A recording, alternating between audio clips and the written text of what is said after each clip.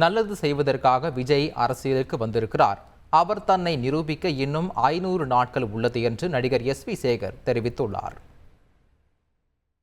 விஜய் எல்லாருக்கும் எல்லாங்கிறாரு, அவர் கேரவன்ல எல்லாரையும் உள்ள விடுவாரா? இதெல்லாம் நடக்கிற கதையா? அதாவது சொல்லலாம் எல்லா பேச்சும். அதாவது விஜய் இன்னைக்கு வந்திருக்கார், வந்த உடனே அவரை விமர்சிக்க வேண்டிய அவசியம் இல்லை. அவர் 50 வயசுல தான் வந்திருக்கார். அவர் ஒரு ஒரு படத்துக்கு 200 கோடி ரூபா சம்பாதிக்கிறவர், அதை விட்டுட்டு வந்திருக்கார்.